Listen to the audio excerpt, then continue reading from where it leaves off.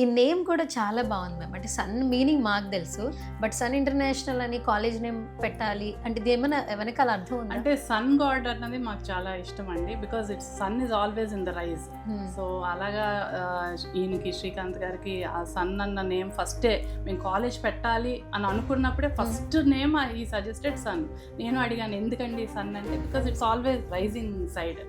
అలాగే ఏంటంటే మనకి మంచి వెలుతురు, it gives shine to many people. అలాగే మనం కూడా చాలా మంది ఫ్యూచర్స్ బ్రైట్ గా చేయాలి కాబట్టి సో ఈ నేమ్ సన్. ఈ మధ్య కాలంలో జనరేషన్స్ చూస్తున్నాం, ఎడ్యుకేషన్ని చూస్తున్నాం, స్పాట్లో డెసిషన్ మేకింగ్, పేరెంట్స్కి దూరంగా ఉంటారు, ఎక్కడో వచ్చి చదువుకుంటారు.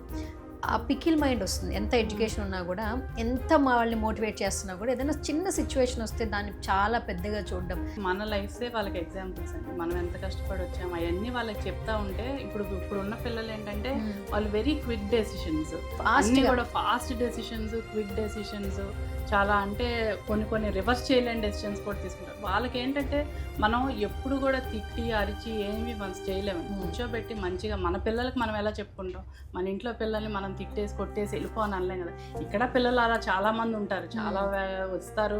అంటే పేరెంట్స్ని వదిలి వస్తారు, ఇక్కడ ఎవరు చూసేవాళ్ళు లేరు అనుకుంటారు. చాలా చోట్ల మాకు ఎక్కడో ఒకటి ఏదో ఒకటి చేసి దొరుకుతూ ఉంటారు.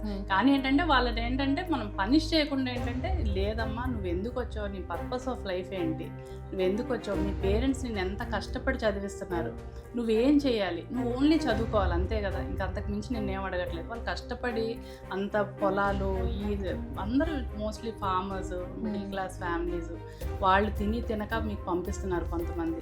అలాంటి వాళ్ళు ఇక్కడికి వచ్చి మీరు చెయ్యండి, మీరు కష్టపడి సంపాదించుకొని మీరు సెటిల్ అయ్యి లైఫ్ ఎంజాయ్ చేయండి. ఇప్పుడు కూడా మేము లైఫ్ ఎంజాయ్ చేయొద్దని ఏ రోజు చెప్పండి. కానీ ఏంటంటే లిమిట్, దేనికైనా మనకంటూ ఒక రిస్ట్రిక్షన్, ఒక లిమిట్ ఉండాలి. అప్పుడే మనం గ్రో అవ్వగలం. మీ పేరెంట్స్ మీ మీద ఎన్ని ఆశలు పెట్టుకొని ఎంత కష్టపడి మిమ్మల్ని చదివిస్తున్నారు అనేది మీరు ఆలోచించండి.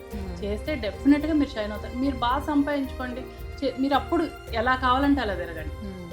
పిల్లలకి అండి ఎప్పుడైనా మనం మంచిగా కూర్చోబెట్టి ప్రేమగా చెప్తే ఎవరైనా వినాల్సిందేనండి, అలాంటి వాళ్ళైనా మారాల్సిందే.